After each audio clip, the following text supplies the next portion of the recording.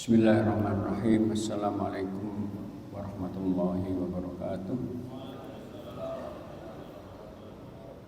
Innal hamdalillah nahmaduhu wa nasta'inuhu wa nastaghfiruh wa na'udzu billahi min shururi anfusina wa min sayyiati a'malina. May yahdihillahu fala mudilla lahu wa may yudlil fala hadiyalah. Asyhadu an la ilaha illallah wahdahu la syarika lahu wa asyhadu anna Muhammadan abduhu wa rasuluh. Allahumma salli wa sallim ala nabiyyika Muhammad wa ala alihi wa sahbihi wa man da'a bi da'watihi wa sara ala nahji ila yaumiddin. Amma ba'du, fa yaqulu subhanahu wa ta'ala fi muhkamit tanzili, ya ayyuhalladzina amanu taqullaha wa qulu qawlan sadida yuslih lakum a'malakum wa yaghfir lakum dzunubakum wa may yuti'illaha wa rasulahu faqad faza fawzan 'azima. Bapak-bapak, Ibu sekalian rahimakumullah, alhamdulillah kita bersyukur kepada Allah yang kembali berkenan berikan kita kemudahan untuk bisa bertemu dalam majelis ilmu di pagi hari ini. Mudah-mudahan Allah senantiasa berkenan untuk meridhoi dan mudah-mudahan berkenan untuk mencatat upaya kita di rumah Allah ini sebagai bagian dari ibadah kita yang mudah-mudahan nantinya bisa menambah beratnya timbangan kebaikan kita insyaallah. Allahumma amin. Materi yang diamanahkan untuk kembali kita bahas tentang warisannya sudah beberapa kali. Jadi saya ingin review sedikit saja tentang teorinya, bahwa seorang itu ketika meninggal, dan itu tentu tidak bisa dihindari, maka secara otomatis terputus darinya dua hal. Pertama, terputus amalnya, dalam arti dia tidak bisa beramal lagi. Karena nggak bisa beramal, maka kita nggak boleh minta doa kepada orang meninggal, nggak bisa beramal lagi. Yang kedua, terputus hak kepemilikannya. Jadi aset-aset yang selama ini dimiliki hasil kerjanya dengan wafatnya terputus otomatis darinya. Dan karenanya aset itu menjadi milik orang lain, jadi milik waris, ahli warisnya, ketika dikurangi tiga hal. Pertama, semua aset yang terhimpun di data itu dikurangi semua biaya perawatannya, mungkin waktu sakit, mungkin saat wafat, kafan, penguburan. Nah itu kedua, dikurangi semua hutang-hutangnya. Hutang kepada Allah, mungkin belum bayar zakat, mungkin ada nazar, ada fidyah, ada ini harus ambil. Nah itu dikurangi hutang kepada sesama. Maka hutang itu harus tercatat bahkan ada saksi dua. Dalam Al-Quran terpanjang itu surat hutang-hutang, surat Al-Baqarah 282, disaksikan dan dicatat. Kenapa? Kalau punya hutang enggak diketahui, maka semua asetnya menjadi dibagikan. Nanti hutangnya dibayar dengan ibadahnya. Jadi sholatnya bisa habis karena hutangnya belum dibayar nanti. Maka hutang terdata sehingga orang kalau meninggal asalnya dikurangi hutang-hutang dulu.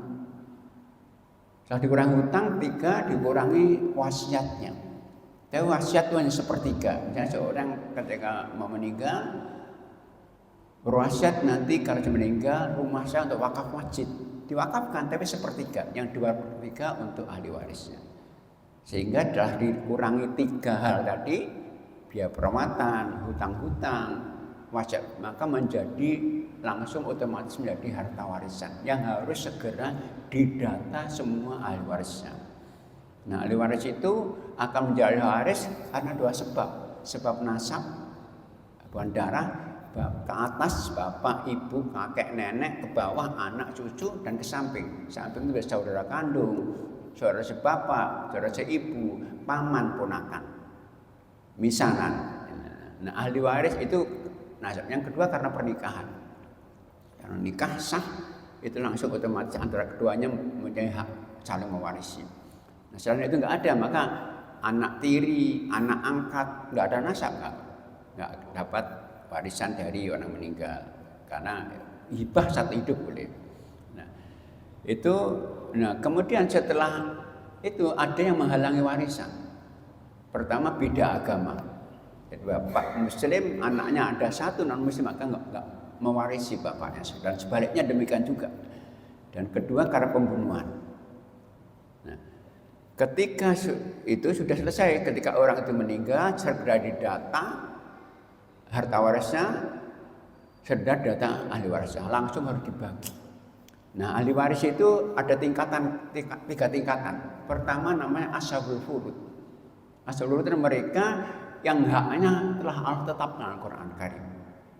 Bisa separuh, setengah, sepertiga, 2/3, 1/4, 1/6, 1/8. Ada 6 bagian. Yang Quran itu ada separuh, seperti suami dapat separuh dari istrinya, misalnya anak perempuan satunya. Kemudian 1/3, 2/3, 1/4, 1/6, 1/8. Nah itu, kalau diberikan mereka masih sisa atau mereka nggak ada, diberikan benar-benar pada asobah. Asobah itu menerima sisa. Kalau asal furud jumlahnya ada 12, kalau asobah banyak. Nah kalau nggak ada asal furud, nggak ada asobah, jadi ini seorang meninggal nggak punya kerabat sama sekali, nggak punya asal furud, nggak ada. Maka namanya daulul arham, yaitu yang masih ada kerabat jauh, ada sedikit hubungan nasab, tapi nggak ada waris, itu diberikan mereka. Kalau nggak ada asal furud, nggak ada asabah. Kalau nggak ada, nanti diberikan kepada Baitul Mal, hak negara. Nah, maka ketika itu, jadi syarat warisan itu 3. Pertama, ada yang meninggal. Kalau belum meninggal nggak ada warisan namanya. Warisan sekarang nama hibah itu boleh. Hibah itu perpindahan hak milik saat masih sehat bugar-bugar, itu hibah. Jadi hibah itu perpindahan hak milik. Maka udah seorang bapak menghibahkan benar anaknya, maka ketika bapak meninggal, anak hibah dapat warisan. Cuman hibah itu syaratnya ada 4. Pertama, ada pelaku hibah, pemberi. Kemudian ada penerima hibah. Ketika ada harta, yang itu harta milik pemberi hibah. Yang keempat, ada ijab kabul. Maka dan masih sehat semuanya, pemberi hibah masih sehat, penerima masih sehat, dan ijab kabul saat masih sehat itu. Maka ke orang itu, saya hibahkan rumah ini untuk anak saya. Anaknya nggak ada akad, itu jadi wasiat. Wasiat untuk ahli waris nggak berlaku. Jadi hibah itu sama-sama masih hidup, sama-sama sehat, kemudian diserah terimakan, ada akadnya. 6 ijab kabul itu hibah. Nah itu kalau sudah ada hibah, sudah milik anak, jadi pindah. Maka ketika bapak meninggal, anak hibah dapat, nanti warisan dapat juga. Jadi ada yang meninggal ya, syarat ada meninggal secara hakiki atau secara hukum. Jadi meninggal benar-benar atau ada hukum. Hukum itu begini, orang yang tidak jelas keberadaannya, pergi nggak beradaannya, kemudian keluarganya nyari-nyari nggak ada, itu bisa mengadukan pengadilan. Pengadilan nanti mencari informasi selama 1 tahun. Kalau nggak ada ketemu, ditetapkan mati secara hukum. Maka semua hartanya dibagi waris dan istrinya sudah fasah otomatis. Kalau tiba-tiba kembali, ya habis sudah. Yang kedua, ya ada yang hidup ahli warisnya. Yang mati dulu nggak dapat. Jadi seorang bapak punya anak 5. Anak pertama meninggal dulu. Ketika bapak meninggal, anak meninggal nggak dapat. Karena meninggal dulu, jadi masih hidup. Maka kalau yang meninggal dapat, nanti Nabi Adam dapat di kita nanti. Kemudian yang ketiga ada waris, harta waris. Kalau nggak punya harta, ya apa yang dibagi? Itu tentang teorinya begitu. Nah, sekarang kita coba atau kita berikan contoh lagi sedikit. Mungkin ada contoh-contoh yang ada teorinya, ada contoh yang nggak ada teorinya. Karena ada kasus-kasus banyak terjadi pada masa sahabat, Nabi belum ada, sehingga muncul musyawarah. Jadi menjadi ketetapan khalifah. Dan itu banyak. Terutama pada Umar ya, ada beberapa kasus pada Umar belum terjadi, maka akhirnya dimusyawarahkan, ditetapkan hasil musyawarah. Karena teorinya nggak ada. Iya. Jadi kalau seorang orang tua punya mungkin 4 anak saja, dia menghibahkan ke salah satu, apakah boleh dan jumlahnya dibatasi apa tidak? Baik. Jadi hibah kepada anak beda hibah kepada orang lain ya. Kepada anak itu pertama syaratnya harus adil. Jadi suatu saat begini, Nabi itu diundang sahabat untuk menjadi saksi hibah. Nabi datang. Nah itu Nabi tanya, apa yang Anda mau hibahkan? Ya Rasulullah, saya memberikan kebun ini kepada anak saya ini. Nabi tanya, apakah Anda punya anak lain? Punya. Apakah juga Anda berhibah? Tidak. Saya nggak bersaksi. Ini kedzaliman. Jadi harus adil. Cuman boleh nggak adil? Dalam kondisi tertentu. Pertama, kalau salah satu anaknya itu anak yang tidak amanah, misalnya dia suka beli narkoba, dia harta, itu boleh nggak adil? Karena khawatir. Yang kedua, boleh nggak adil kalau semuanya sepakat anak-anaknya. Ini anak, ini kurang saya berikan ya. Yang penting hibah itu nggak boleh ada madharat kepada anak-anak. Jadi harus adil utamanya. Kalau boleh nggak adil kalau salah satu anaknya diyakini oleh semuanya orang ini bahaya ini kedekan. Yang kedua, kalau semuanya sepakat boleh nggak adil. Ya, jadi dalam Islam itu ada 3 jenis ibadah tanpa pengganti. Jadi pertama namanya hibah, kedua hadiah, ketiga sedekah sukarela. Jadi ini hibah, hadiah, sedekah sukarela itu adalah pemberian kepada orang lain tanpa pengganti, tanpa iwat. Maka kalau mau hadiahkan tapi minta pengganti namanya bukan hadiah, tukar menukar namanya. Maka kalau saya mau nyumbang loh, sebagai hadiah, tapi ditulis nama amplopnya, berarti minta pengganti kan? Minta pengganti. Kalau namanya hibah ini harus ikhlas. Bedanya apa? Kalau hibah itu bebas, pemberi hibahnya boleh yang menerima, kamu datang ambil, tak mau hibah kamu. Kalau hadiah tidak, hadiah itu penghormatan, diantarkan. Kalau hadiah, nama nggak? Ketiga, sedekah kepada orang yang miskin. Semuanya nggak boleh ada pengganti. Kalau pengganti namanya bukan hadiah, tukar menukar. Maka tukar menukar hadiah itu nggak boleh. Berarti minta pengganti berarti. Dan tukar menukar hadiah itu cenderung ada unsur judinya. Kadang-kadang kita perpisahan sekolah ini tukar menukar hadiah dengan nominal yang sama. Ternyata ternyata saya sudah punya ini ternyata. Akhirnya kompensasinya tinggi sekali. Jadi aneh sekali. Maka ada unsur judinya. Kalau saling menghadiahkan, ya silakan, tapi tanpa ada unsur minta kembalian. Itu hadiah. Jadi hibah sama hadiah. Nah hibah itu kalau sudah berikan nggak boleh diambil lagi kecuali hibah orang tua kepada anak. Ya, hadisnya begini. La yahillu limri'in ayyu'tiya atiyatan thumma yarju ilaiha illal walidu bima yu'til wati. Seorang haram mengambil pemberian yang orang lain salah diberi kembali lagi kecuali orang tua kepada anaknya. Orang tua jangan ambil tarik lagi boleh. Karena apa? Kata Nabi, anta wa maluka li abik. Engkau dan anak keluarga cuma punya bapakmu. Tapi orang lain tidak boleh. Kata Nabi, orang mengambil hibah itu sama dengan anjing yang menelan muntahnya lagi. Jadi itu hibah. Hibah nggak ada batasannya. Nggak wasiat seperti hibah nggak ada. Cuman para ulama mengatakan hibah itu kan saat sehat ya. Masih sehat kan? Nggak boleh hibah saat sakit itu wasiat. Hibah saat yang masih sehat. Nah, orang yang hibah itu mestinya jangan diberikan semuanya. Karena masih hidup kok, masih butuh kok dia. Masa misalnya orang tua semua hibah sama anaknya. Nak, saya sakit obatkan ya anaknya. Masa minta. Saya mau sedekah minta anaknya, mana enggak? Masih butuh dia.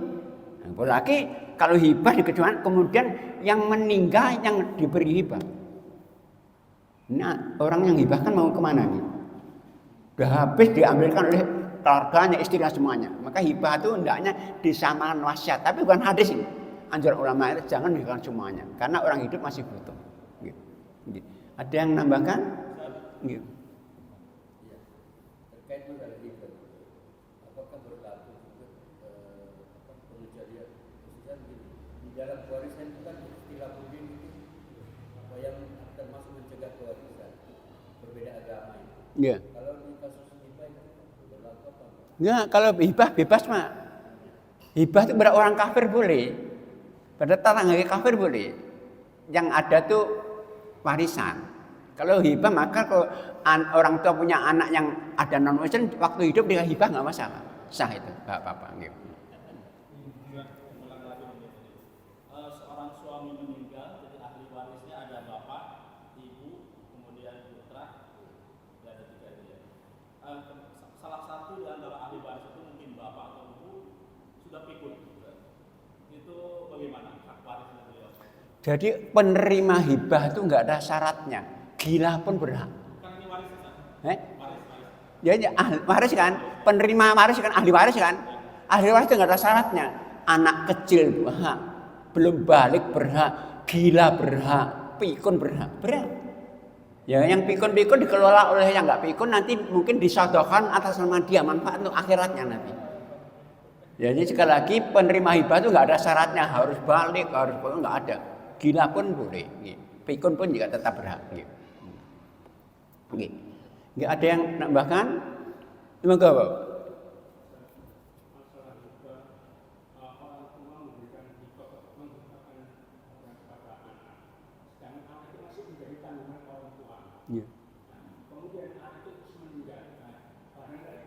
Iya, sama Pak. Kita misalnya sekarang punya anak 5 Pak ya.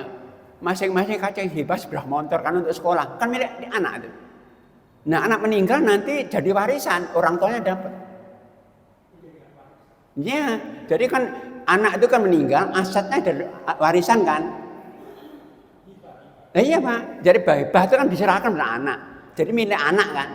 Ke anak meninggal jadi harta warisan anak itu dibagi, termasuk bapaknya dapat. Karena udah milik anak. Jadi kalau jadi orang tua memberikan motor, mobil, anak kepada hidup pada anak semua. Ini kan menjadi milik anak. Jadi hibah itu perpindahan hak milik ya. Jadi milik anak gitu loh. Nah, ketika anak meninggal jadi harta warisan anak itu menjadi bapak masih dapat lagi warisan nanti kembali lagi sebagiannya gitu. Bisa 1/6, bisa 1/6 lebih. Gitu. Ada yang nambahkan? Kembali lagi ke hibah tadi bahwa harta yang diberikan orang tua kepada anak itu bisa ditarik lagi. Boleh. Artinya itu kan tidak bisa jadi waris. Iya, ya enggak loh, kalau hidup kok. Kalau sudah meninggal langsung masuk hidup, saya berikan anak, saya tarik lagi. Berarti milik orang tua lagi. Jadi orang tua tuh nyuri harta anaknya boleh. Oh, boleh. Oh. Jadi begini, ada kasus, ada orang tua menyuri milik anaknya, lapor bernabi. Nabi, kamu dan hartamu milik bapakmu. Ya cuman jangan nyuri. Itu hak itu dari nggak boleh. Nggak ada, tapi untuk kebutuhan pokok tapi tentunya. Nggak ada yang nambahkan mungkin? Nggak monggo. Nggak. Nggak. Ada seseorang yang ingin membayar hutangnya, tapi selang waktunya antara hutang dan waktu membayar itu cukup lama karena tugas. Pada waktu kembali untuk ingin membayar hutangnya itu orang yang diutangi ini sudah tidak ada. Jadi sebuah instansi lagi. Nggak adanya karena wafat. Sudah digusur tokonya itu sudah tidak ada mencari informasi, nggak ada, tidak jelas keberadaannya. Terus ini bagaimana masalah? Ya.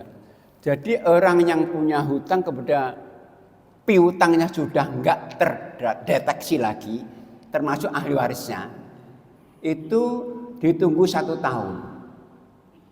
Setelah tahun itu nggak ada juga, maka itu bisa dimanfaatkan, diinfakkan, tapi atas nama yang milik, karena bukan milik kita itu. Nah, kayak setahun tapi setahun ditunggu, kalau enggak bisa di atas nama yang punya hutang. Gitu. Nggih, ada yang nambahkan? Ustaz, kembali yang pikun tadi, Ustaz. Beliau itu kan sudah tidak punya hasrat Ya. ya. Itu nanti yang jadi penengah atau yang mempunyai hak lainnya itu siapa? Apakah putranya atau siapa? Yang pikun tadi? Iya. Ya ahli warisnya. Iya. Dari orang Pikun tadi masih hidup, Ustaz. gimana? Yang pikun tadi itu masih hidup. Ya kalau pikun jangan diwarisan, berwarisan. Milik dia, nanti yang mengelolanya itu mungkin untuk infak atas nama dia. Mungkin disodorkan atas nama dia, biar manfaat untuk dia. Kan dia pikun pun juga butuh kan, butuh penghidupan kan, butuh makan, butuh minum, butuh pengobatan juga kan. Maka dapat itu hak dia. Nah, kalau meninggal masih bisa menjadi warisan beliau. Warisan beliau menjadi hak ahli warisnya. Itu rawan sekali dari saudaranya ya. Iya. Saudara laki-laki misalkan ya. Dari saudara yang meninggal itu karena ahli warisnya sudah tidak punya hasrat lagi terhadap harta yang pikun tadi itu. Nggak kasih. Hanya itu yang kawan sekali untuk terjadi perselisihan. Itu gimana Ustaz? Ya, jadi nggak dikasih harinya. Waduh, berarti makan harta orang lain, hak orang lain. Haram berarti. Jadi warisan itu masalah halal dan haram loh ya. Ketika orang itu dapat warisan kok diambilnya berarti makan harta haram. Ya, meskipun dia pikun kan masih hidup, masih butuh juga nggak, butuh makan, butuh kesehatan, maka hak dia. Ya, nggak boleh nggak dibagikan. Yang bagikan itu maka tuh menahan harta warisan itu berarti menahan orang lain. Nah, berarti dosa. Orang bisa menikmati gara-gara ditahan, artinya nggak bisa menikmati harta sendiri. Ada yang lain mungkin? Ya baik. Kita langsung ke kasus ya. Kasus, kalau kasus harus dicatat ya tulisnya. Saya berikan contoh-contoh yang normal dan nggak normal.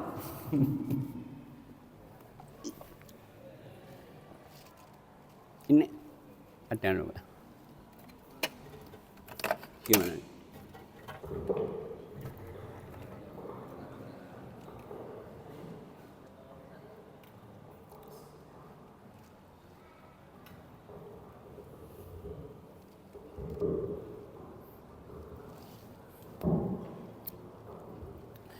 Jadi seperti yang dulu-dulu ketika kita bagi waris untuk memudahkan langsung bikin tabel.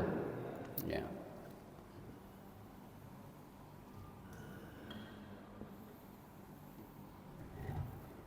Tabelnya ini nomor urut, ini ahli waris, ini bagiannya berapa sesuai ketentuannya bagian, kemudian nilainya berapa, hasil yang diterimanya berapa. Nah, kita ambil contoh sekarang, seorang meninggal langsung didata siapa ahli warisnya. Adalah pertama misalnya ada suami, kedua ada bapak, ketiga ada ibu,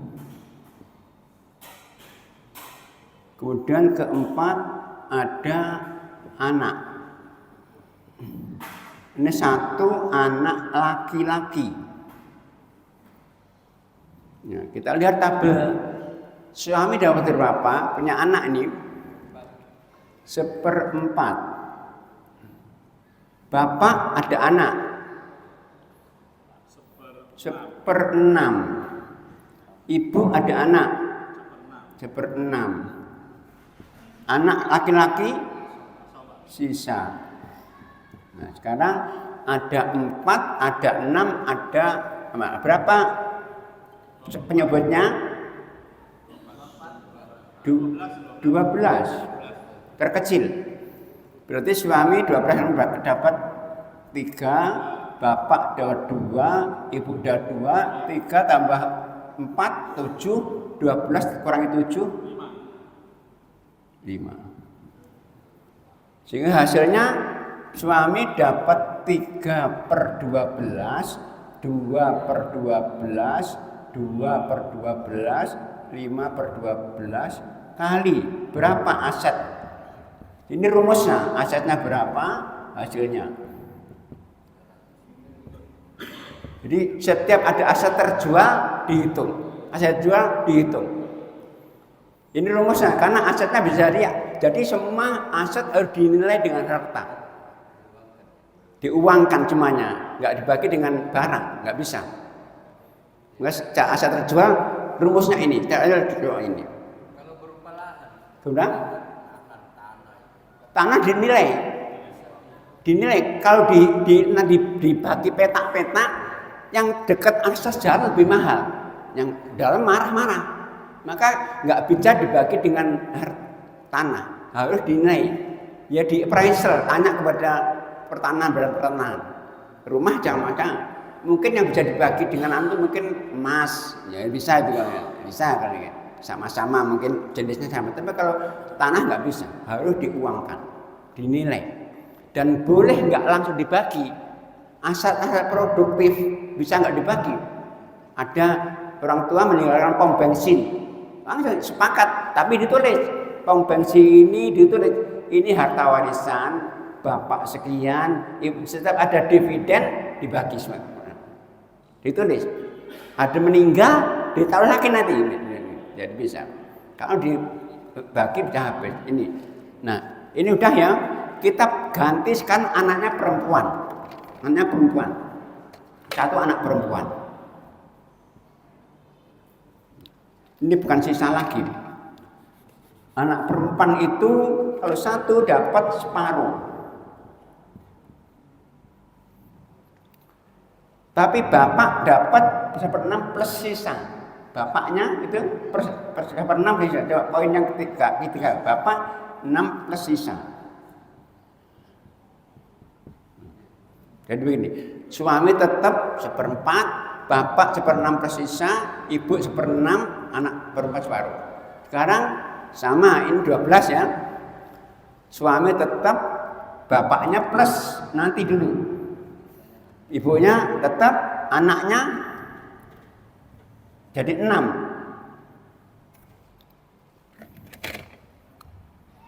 Jadi 3 tambah 2, 5. 7 tambah 6 11.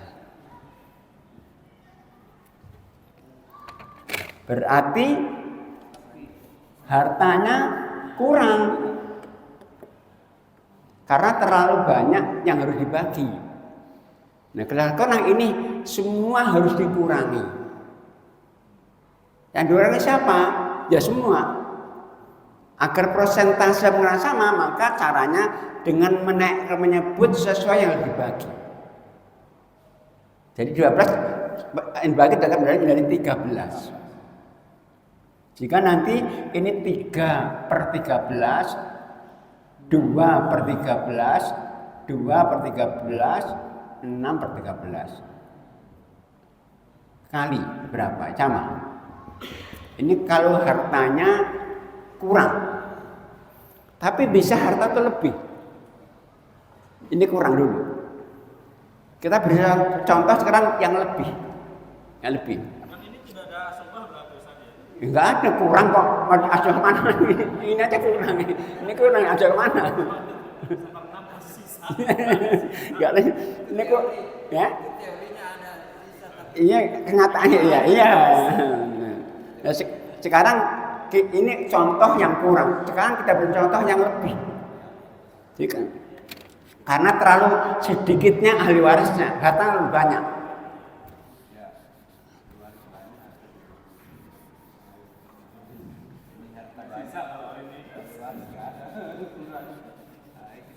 Dan ada orang yang meninggal, dia meninggalkan istri, ya, suami ini, kemudian satu anak perempuan. Dan ini aja cuman jadi suami istri punya anak satu, meninggal nggak bapak semua. Gimana? Istri dapat berapa? 8. Anak satu, separuh. perempuan. Nah sekarang berapa anunya? 8 ya. 8 ini 1, ini 4. Sisa kan? Diberikan ke siapa sisa? Lebih nih. Jadi kalau ada sisa ini diberikan kepada mereka yang punya hubungan nasab. Suami istri nggak bisa dapat kembalian. Jadi suami istri nggak bisa dapat kelebihan. Karena hubungannya rentan. Anak hubungan nasab lebih kuat. Jadi kalau ada kurang semua dikurangi, kalau lebih diberikan yang ada hubungan nasab saja. Maka diberikan berarti ini plus, ya, plus sisa ini. Sisa 3 ya 3. Ini 7 nih, ini 1. Jadi kalau ada sisa itu diberikan pada yang hubungan nasab, nggak diberikan pada semua. Jadi suami istri nggak dapat pengembalian.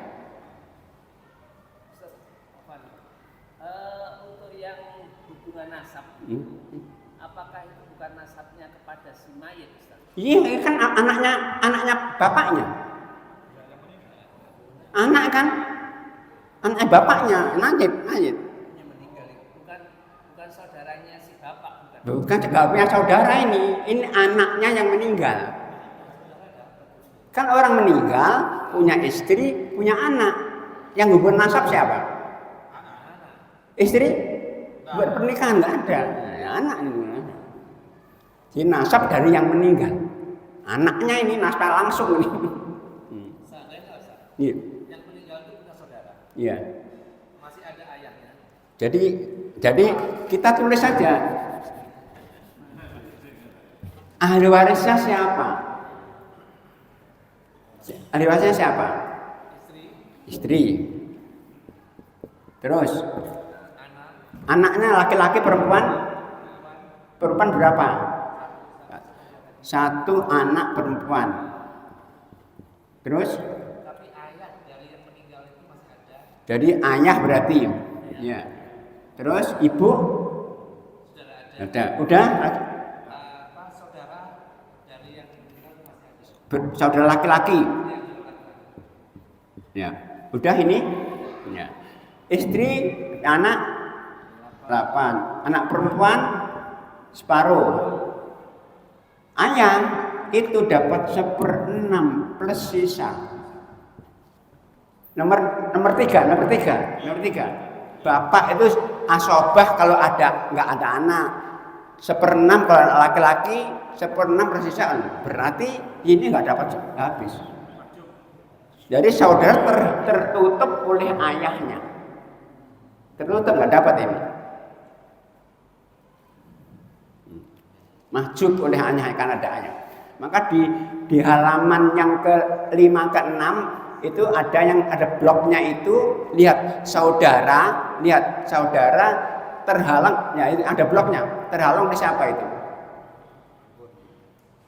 Nah, oleh ayah. Oleh ayah.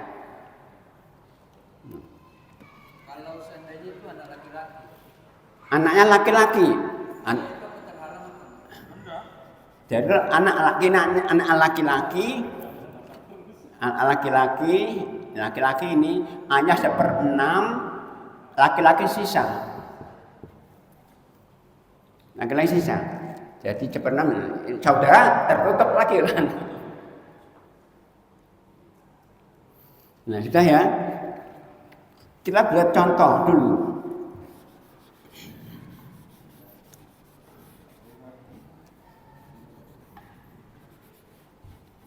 Ada seorang meninggal, tadi pernah contohkan dulu, meninggalkan suami, ibu, bapak. Suami nggak punya anak berapa? 2. Ibu nggak punya anak. Nomor 3. Bapak nggak punya anak. Bisa.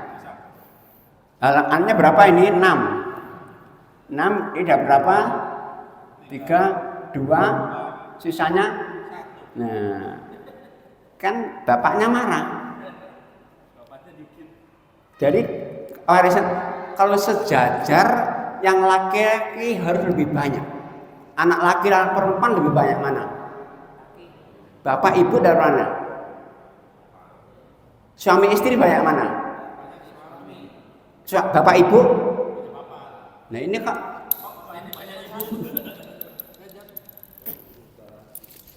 Nah ini kok ibunya lebih banyak ini. Bapaknya marah kan? Marah. Nah ini terjadi pada masa Umar. Umar ditanya gimana? Nggak bisa, nggak menjawab. Akhirnya Umar menghimpun sahabat ulama sahabat, ada usulan dari namanya Zaid bin Thabit.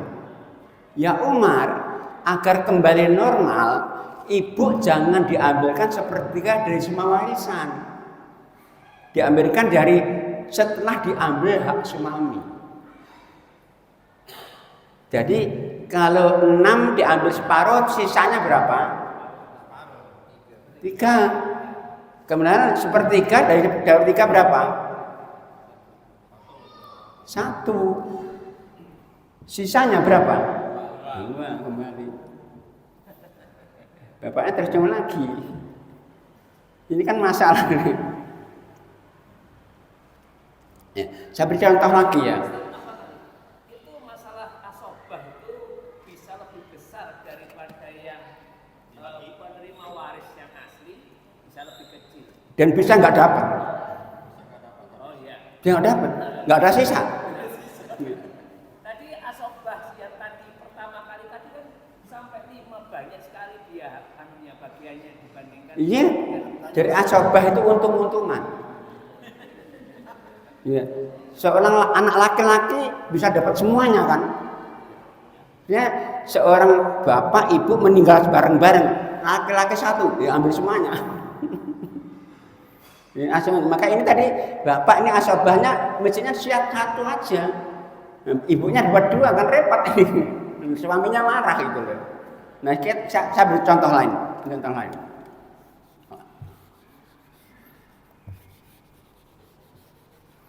Agak di halaman berikutnya ya. Ada seorang meninggalkan seorang suami. Meninggalkan seorang bapak,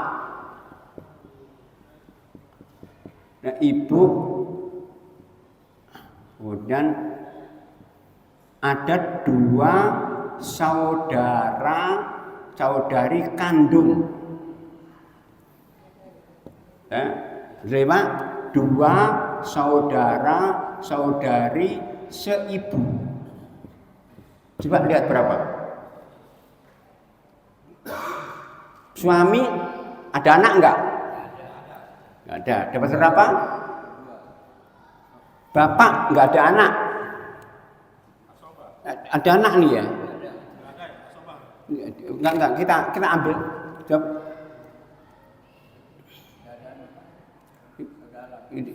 Enggak ada apa-apa, ibu saja ada.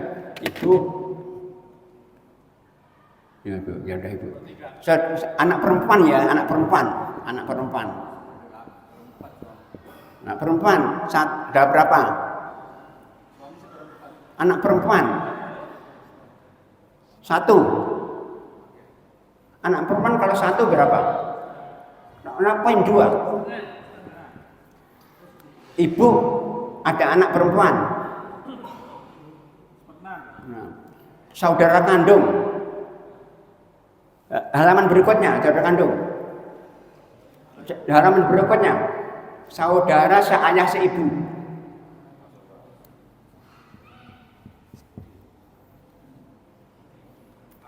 Asobah sisa. Yang ke saudara seibu. Poin yang ke-13 12. Saudara seibu. Kalau 1/6 lebih 1/3. Ketemu. Jadi saudara seibu itu kalau 1 dapat 1/6, lebih 1/3. Nah ini jumlah warisan kan banyak sekali ini. Ketemu yang saudara seibu. Poin 16 coba, poin 16. Ya. Saudara ibu itu kalau 1/6 lebih 1 sepertiga. Nah sekarang kita hitung buahnya ini. Ya? Gimana? Suami jatuh seperempat.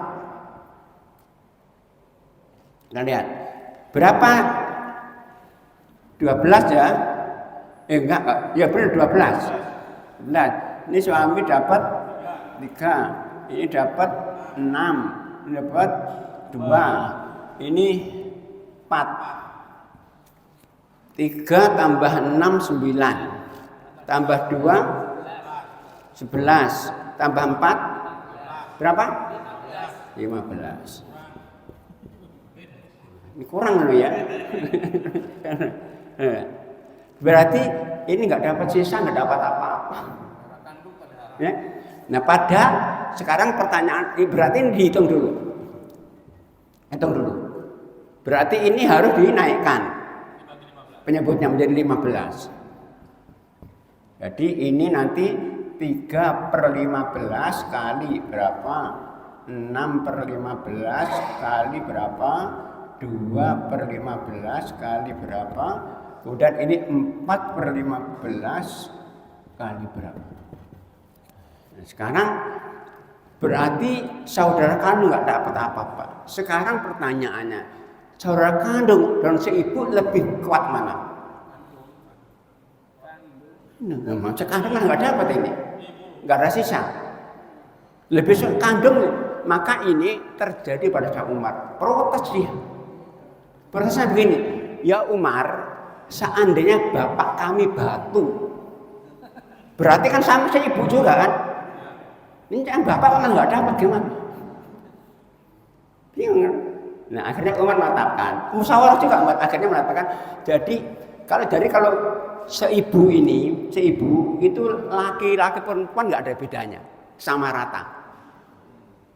Kalau sebapak laki-laki lebih banyak, kalau si ibu sama rata, nggak ada perbedaan. Nah akhirnya Umar mengatakan kalau begitu ini haknya disatukan semua. Jadi hasilnya ini dibagi rata untuk 4 saudara ini. Ini kebijakan Umar, kamu musyawarah. Karena nggak mungkin saudara kandung lebih kuat nggak dapat ini, aneh itu, nggak dapat. Ini. Jadi banyak kasus waris terjadi pada Umar.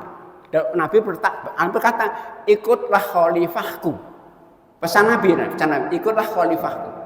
Nah Umar dikatakan kalau seandainya ada Nabi setelahku, Umar jadi Nabi. Kata Umar.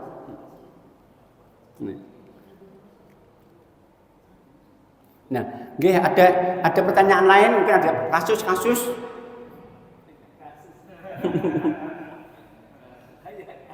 Kita mesti punya kasus, nggak mungkin nggak punya kasus.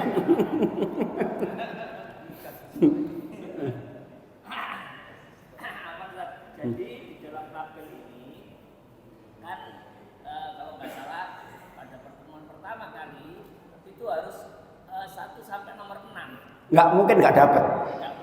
Mesti dapatnya. Iya.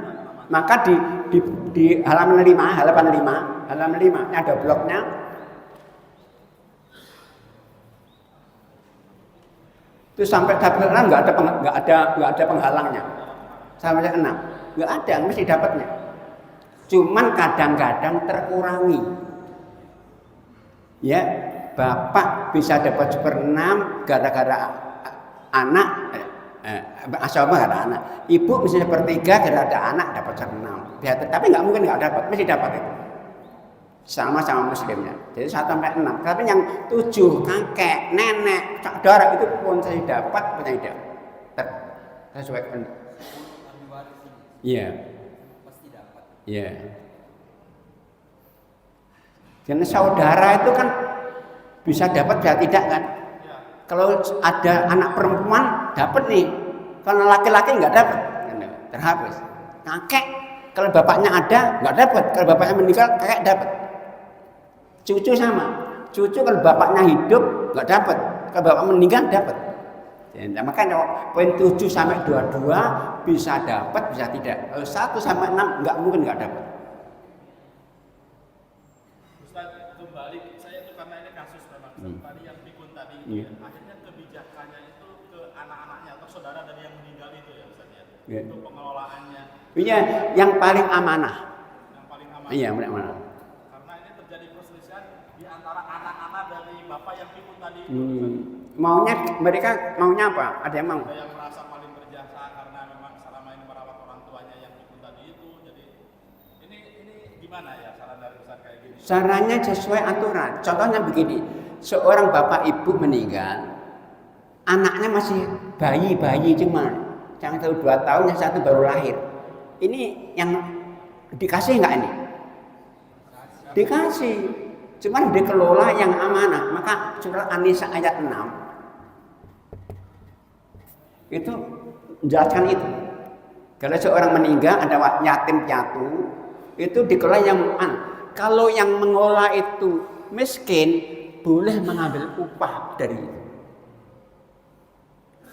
Kalau kaya, ya hendaknya mengikhlaskan membantu itu, dapat pahala. Itu ayat 6-nya. Mulai ayat 7-nya sampai ayat 14 itu warisan cuma. Ini ayat sebelum warisan, ayat 6-nya. Jadi orang yang pikun juga dapat hak persis karena masih hidup. Gila pun dapat hidup. Karena yang hidup itu meskipun pikun butuh perawatan, butuh harta, butuh macam-macam. Maka tetap dikelola yang amanah. Jadi masalah bukan warisan, bukan masalah jasa nggak jasa ya. Orang durhaka pun dapat selama masih muslim. Kadang-kadang kan begitu, bapaknya sudah kamu nggak dapat warisan dari saya, nggak bisa bapak, karena durhaka pada bapaknya. Nggak saya apa anak. Yang menentukan anak itu Allah bukan dia. Nggak bisa. Ada kasus begini. Kasus ini memang menurut saya secara lahir nggak adil. Begini. Ini kasus ini ada suami istri kaya raya, asalnya banyak sekali, nggak punya anak. Akhirnya ngangkat ponakannya perempuan. Nah, akhirnya yang semua anak yang sakit ya mereka berdua. Anak itu yang merawat, bapaknya sakit, yang merawat ponakannya ini. Saudaranya nggak peduli semuanya. Nggak ada yang jenguk aja nggak. Kasus terjadi di Banyuwangi. Wafat, ini saudaranya sibuk warisannya. Nah, sementara ponakan nggak dapat apa-apa ini. Berarti yang berjasa dia selamanya. Maka warisan itu nggak ada kaitannya dengan jasa atau nggak jasa.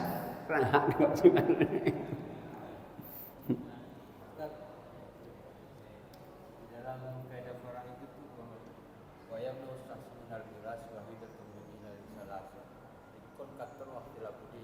Bahwa yang mencegah kewarisan itu 3 tadi. Ya. Ikon katur waktu labudi pembunuhan. Misalnya terjadi kasus seorang di suatu mobil dengan orang tuanya, seorang anak dengan orang tuanya, terus terjadi kecelakaan, orang tuanya meninggal. Apakah ini termasuk tadi Pembunuhan? Bukan. Pembunuhan itu sengaja, Pak. Nggak sengaja kecelakaan bareng. perlu diselidiki apa enggak? Gimana? Perlu diselidiki. Nggak perlu. Nggak perlu. Karena saya pernah mendengar seperti itu, ada kasus seperti itu, jangan sampai memang sengaja anak ini untuk Ya, yang tahu kan dia sendiri. Kalau sengaja dibunuh nanti aja ngapain? Jadi kecelakaan bareng-bareng. Ya kalau bicara anak mati juga kan. Jadi maka tuh nggak ada jadi yang menghalangi waris 2, dulu 3. Namanya memerdekakan budak walak. Sekarang nggak ada budak lagi, tinggal 2. Beda agama dan pembunuhan saja. Maka anak bunuh anak, bapaknya, anak ada warisan bapaknya. Tapi kalau kecelakaan bareng tetap dapat. Maka orang kecelakaan itu harus kalau mati bareng-bareng harus diketahui matinya yang dulu mana. Beda semenit beda hukum itu. Oh iya, misalnya begini, suami istri punya anak perempuan ya, ada A, B suaminya. Anaknya perempuan satu. Suami naik kendaraan kecelakaan. Yang meninggal suami dulu.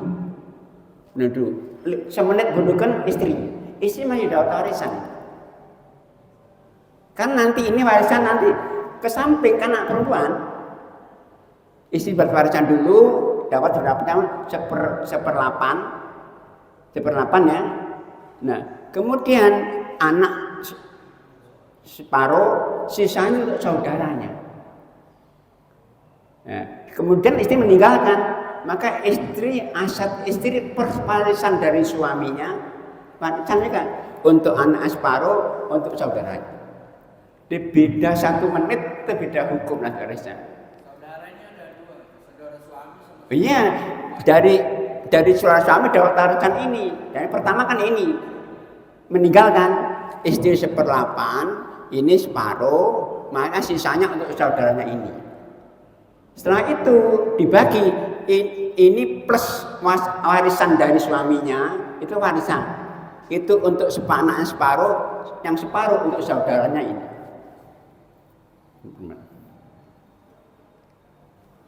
Maka itu warisan kalau lama nggak dibagi repot. Bertumpuk-tumpuk nggak dibagi, repot sekali itu. Berarti makan haram semuanya itu. Kalau seorang suami istri, yaitu memang seringkali ini yang kurang dibahas secara detail, beda meninggalnya itu tadi. Kalau misalkan ini suami istri sudah meninggal, anggaplah itu aja. Dia punya 4 anak sih. 1 perempuan, kemudian dia punya anak laki yang perempuan, semua ini juga punya anak. Tapi tiba-tiba si anak perempuan ini meninggal. Apakah cucu ini dibagi dari harta ibunya ini, bagiannya ibunya waris ini, atau ada aturan lagi? Jadi cucu itu yang dapat hanya dari keturunan anak laki-laki saja. Cucu anak perempuan nggak dapat. Tapi kalau bapaknya meninggal kan sebetulnya Anaknya. Ya, jadi maka tadi ada suami istri punya anak laki perempuan gitu ya. Kemudian yang meninggal siapa? Ini punya anak semuanya ini ya. Yang meninggal dulu siapa? semua AB itu sudah Meninggal. Nah, ini maka harta ini dibagi kepada ini semuanya kan. 2/1. Jadi artinya nanti yang diberikan ke cucu yang dari perempuan itu harta ibunya itu. Iya, hartanya ibunya ini. Bukan cucu, anaknya bukan cucu. Kan cucu nggak dapat, kan cucu dari bapak berarti. Jadi ketika ini meninggal, maka untuk anaknya dan suaminya. Ini. Jadi kan ya. Ini masalahnya kalau ini anak laki-laki matinya nggak bareng, ini nggak masalah. Anak perempuan masalah. Cuman jadi AB punya anak perempuan semua, perempuan. Ini meninggal, ketika meninggal belum dibagi. Ini meninggal belum dibagi. Ini berarti saudara ini dapat, saudara ini dapat. Enggak untuk semuanya ini, karena ke saudara ini. Maka harus segera dibagi, wajib. Karena apa? Kalau enggak makan harta haram.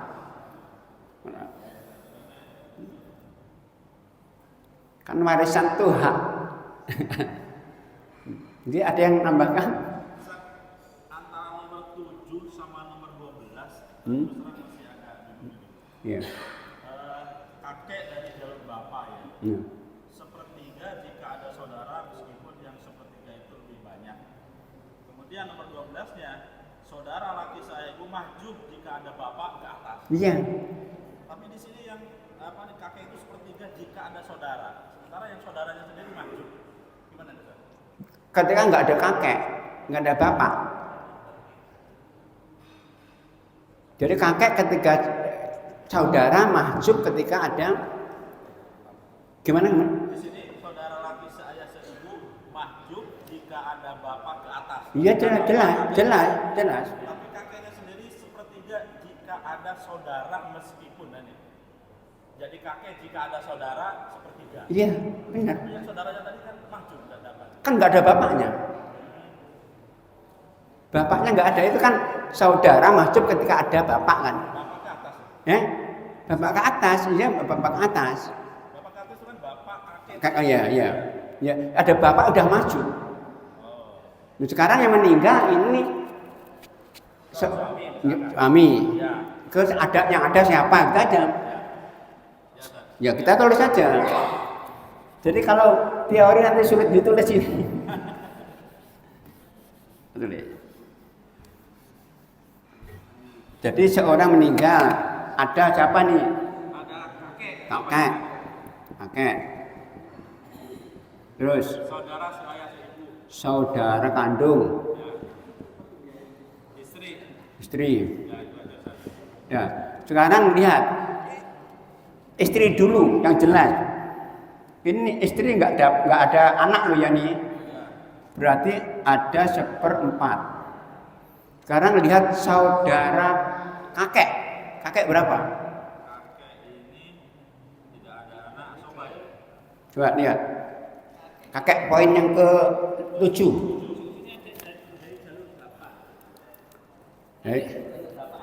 Kakek itu dapat asobah jika tidak ada anak, nggak ada saudara. Ada saudara nggak? Nggak dapat kan? Karena nggak ada saudara, ini ada saudara kan? Berarti bukan maju. Karena dapat 1/6 asobah jika ada anak perempuan, cucu perempuan, atau tidak ada saudara. Ya. Kemudian dapat 1/3 jika ada saudara. Berarti kakek dapat berapa? 1/3. Sekarang saudara kandung. Poin berapa? Poin 12. Saudara kandung bisa mahjub jika ada bapak atau kakek. Ya berarti ini mahjub, nggak dapat apa-apa. Tapi kakeknya itu kok disebutkan di sini ya? Iya udah. Ya. Ya. Ini nanti akan sisa. Sisanya dikembalikan kepada kakek, bukan kepada istri. Karena kakek hubungan nasab. Kan sisa ini. Jadi saudara langsung mahjub karena ada kakek.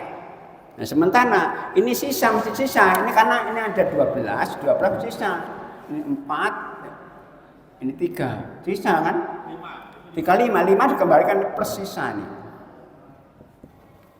Saudara tetap tidak dapat. Nggak dapat, kerja mahjub. Adanya kakek udah menutup haknya saudara ini. Saudara tertutup langsung oleh kakek. Nggak dapat, kenapa disebutkan ya Ustaz? Gimana? Kalau memang nggak dapat ya yang saudara itu, kenapa di sini disebutkan jika ada saudara? Nah ya udah ini, maka itu ini Tapi nggak dapat. nggak dapat ya. Yang mahjub semua disebutkan semuanya pak. Disebutnya ini akan ada kayak mahjub. Maka kan nanti bisa jadi ini ada saudara seibu, kan bisa disebutkan juga nanti. Mahjub juga karena ada kakek. Jadi yang disebutkan belum tentu dapat itu loh. Bisa mahjub. Iya, maka sebutkan semuanya gitu. Jadi ada yang nambahkan. Cukup ya. Enggak habis harus.